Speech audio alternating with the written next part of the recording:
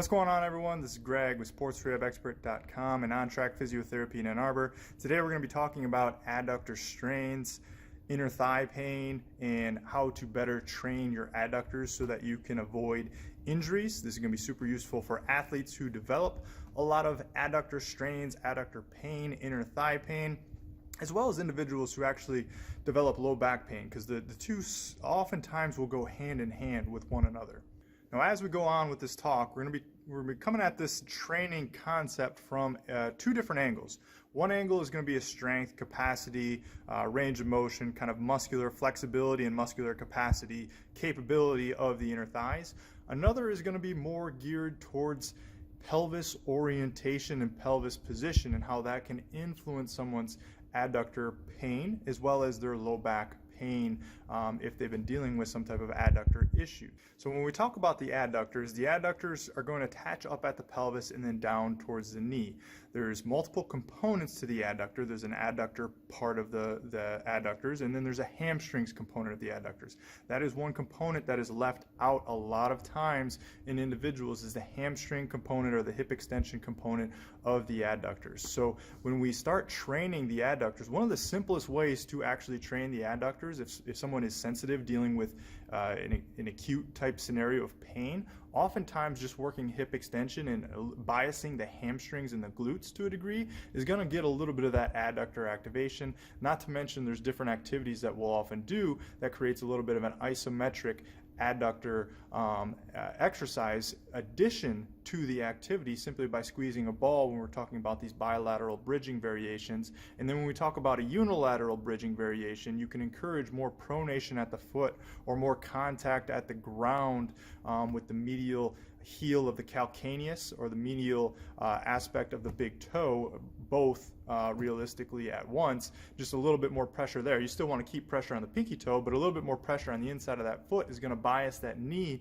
into a little bit more internal rotation, which is going to encourage a little bit more adduction, which is going to activate the adductor. So even with the unilateral bridging activity, we can bias the hamstrings to a certain extent when we're talking about the hamstring or the hip extension component of the adductors. Now, the adductors obviously also adduct the hip or bring the hip closer to midline, and then furthermore, they'll create a little bit of external rotation as you start to flex the hip up as well too. So there's different exercises we can actually do to work the movement of the adductors in addition to all the hip extension work that takes precedence usually from the start because of the hamstring component of the adductor as well. So before we get into the meat potatoes of the actual adductor movement or creating adduction with the adductor, we already mentioned how it creates hip extension. There's an exercise you can use with the band that is almost a PNF based activity, which incorporates a little bit of adductor resistance with external rotation when we go up into hip flexion. That is also a nice way of training the external rotation as we go up into hip flexion for somebody to develop and work on that external rotation component of the adductor. So I like this PNF hip march activity for a lot of individuals. Keep in mind though, you got to be careful of someone who might be developing pain with this activity. Any of these exercises we do today, you should not develop any type of anterior pinching, sharpness of pain sensation. You should just feel a workout sensation in the adductors. You should get no lingering amounts of discomfort. You do not want to work through pain with this muscle, nor any muscle for that matter. What you want to do is make it feel like a workout and the whole entire muscle group is getting a well-distributed workload, not this pinpoint sharp pressure sensation that many people force themselves to work through just because they think it's the right thing to do. All right, so moving on to creating actual adduction with the adductors. So one of the simplest ways you can do this is with a band and just creating adduction, bringing the leg in towards midline and controlling the band back outward. One of the simplest ways to do this, very easy to do, especially with someone who's more acute, but also a great exercise to do, just kind of an occasional, just to keep the adductors healthy. One subtle tweak to this exercise that makes a world of difference is creating a little bit of a hip hike. So a slight hip hike of the pelvis is going to create a little bit more relative adduction of the leg that is swinging back and forth. You're gonna notice a lot more adductor activation when you do this. And the cool thing about it is you'll notice your foot and your stance leg on the plate here is going to work much harder simply by having a little bit of that hip hike. You're going to get a little bit more of that glute activation, a little bit more of that foot activation, because you're creating a propulsion mechanism down into the ground by hiking the opposite hip up, which will create a little bit more adduction at the hip from a relative motion standpoint, which is why you'll feel your adductor working a little bit more aggressively with this. So it's a way to make an easy exercise just a little bit harder. But once this exercise becomes simple, we need to progress the exercise and make it more strenuous to continue building that capacity of the adductor up. One of my favorite ways to do this from an aggressive standpoint is through the Adductor Copenhagen plank. This one is all over the internet. If you search Copenhagen plank, you're going to find a lot of different exercises here. I'm just going to show you two variations of it, just because it is a pretty strenuous exercise and it takes a lot of upper body strength for people as well too. So it might not be in the cards for everybody, but if you start with a very short lever arm, by bending the knee and putting your whole entire tibia or shin on the bench, a lot of times that makes it easier to lift up. But again, a lot of people might be limited by their upper body strength or potentially their weight in being able to hold that position for any length of time. So to a certain extent, there's some constraints to this exercise that might make it difficult for some. In general, athletes should be able to do this movement and then eventually progress onto a long lever Copenhagen plank where just the foot is on the table. If you're getting knee pain, likely it's because the adductor is not strong enough to lift you up, or that you're not utilizing your abs in a reach through your arm to lift the rib cage up and feel that oblique help lift you up off the ground too. So that's another key intent with the exercise, is making sure you're actually shifting your rib cage up to the ceiling by lifting from pushing your arm down into the floor to lift your rib cage up towards the ceiling, so you feel your adductor with the oblique. Now, some people will develop back pain with this activity, and that's, I think, an important concept that we'll talk about a little bit later as it relates to the orientation of the pelvis and the low back relationship. So stay tuned to the end of the video to make sure when we go over that you fully understand why somebody might be developing low back discomfort with the Copenhagen plank, or really any adductor exercise for that matter. If someone's struggling with the Copenhagen plank, we still need a way to train the adductor. Another couple ways that I like to do this is through isometrics. So one of the ways we can do this is put the foot up on the wall, laying on the side, body parallel to the wall, and then pushing down into a medicine ball. This creates an adductor isometric, but it's also done in that hip extension. Again, the adductor has that hip extension component, so this is a nice isometric exercise to do in addition to your glute bridge variations that you're already doing to this point in time. This is another isometric where you can progressively increase the intensity of this exercise. In general, for all of these isometric exercises, you're looking at anywhere from a 10-second minimum hold to upwards of a 45-second to 60-second holds, done for 3 to 4 sets. Anything where it's isotonic, where the leg is moving, you're looking at somewhere between 3 sets of 8 to 15 reps. Another way to train the adductors is through your stance leg.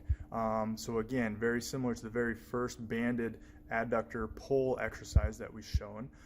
You can utilize a wall and perform a clamshell on the wall. Now the tricky thing with this clamshell is, yes, you're working your glute on, in this case in the video, the left leg, but your right leg, when you create that shift again, so that shift where you reach long this time with your swing leg, so the leg that's doing the clamshell, you're reaching long, now that's going to create that relative hip shift up into the left side. And that up into the left, that hip hike on the stance leg, you're going to feel that adductor on that stance leg, in addition to your foot working, in addition to your glute working. So those three components you should feel on your stance leg is your foot, your inner thigh, and your glute. And then the clamshell is just an added bonus for the swing leg, but you're actually working the adductor as well on that stance side leg. And that reminds me, when we talk about the previous exercise that we just went over, that adductor activity, isometric hip extension, foot on the wall, we can create that little bit of hip shift where we roll the knee back towards the body to create a little bit of that hip shift to get even more adduction and even more adductor activation with this isometric. So that adds a little bit of a tweak, a little bit of a progression to that isometric with the foot on the wall that we mentioned earlier. Now finally, my gold standard, I would say, for anybody dealing with an adductor type pain, groin type pain, especially for athletes, is a isotonic or a Copenhagen pump, where we're actually moving up and down. We're not just holding it for an isometric anymore. And now, because we're moving the body up and down, we're getting that full range of motion through the adductors, and we're getting that isotonic full range of motion adductor contraction, as well as getting some more movement variability through the rib cage and working the obliques through a full range of motion as well too. So that would be my gold standard, being able to hit this 3 sets of 10, being able to eventually get to that. So that is the Copenhagen pump, and that would be my favorite exercise, end stages, groin rehabilitation, or continued sports performance, sports injury reduction strategies for athletes. Now, inevitably, I'll also get the question, well, should I stretch my adductors? I'm not a huge fan of it. You can do some very basic adductor stretching. I wouldn't be overly aggressive doing any type of adductor work. One adductor quote-unquote stretch that I do like to utilize is at a wall, putting your hips up in a flexed position and then allowing gravity to let the legs fall out to the side.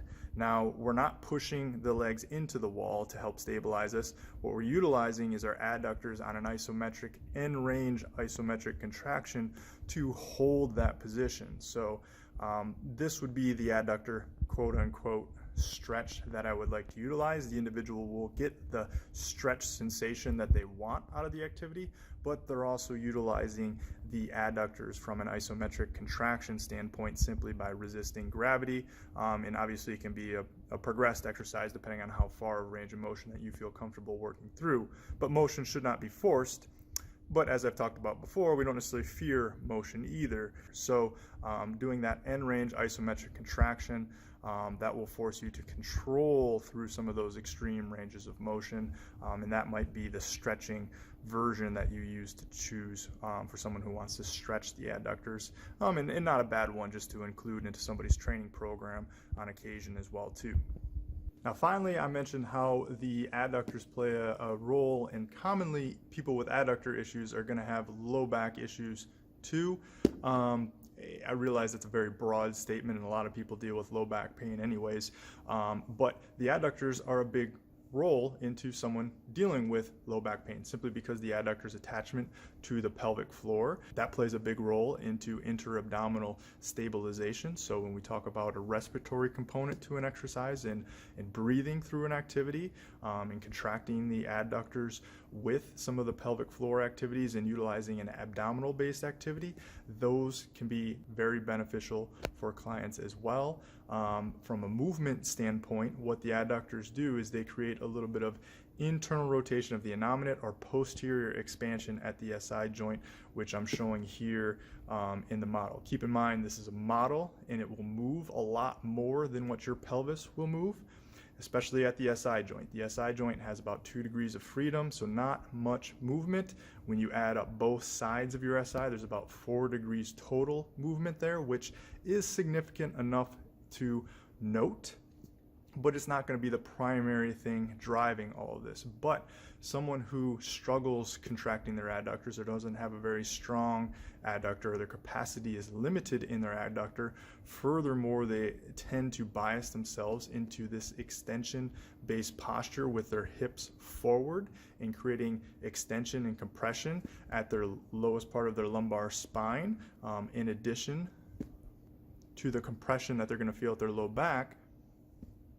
If this individual is more of a narrow individual at the thorax, a lot of times this individual is also presenting in a position of the pelvis that has a little bit more of a narrower outlet and more of a flared innominate into external rotation, which is going to create that compression at the SI region as well. So if you get somebody to contract their adductors, that individual is also going to experience expansion at the low back and contraction of their pelvic floor, which helps with interabdominal stabilization just as much so.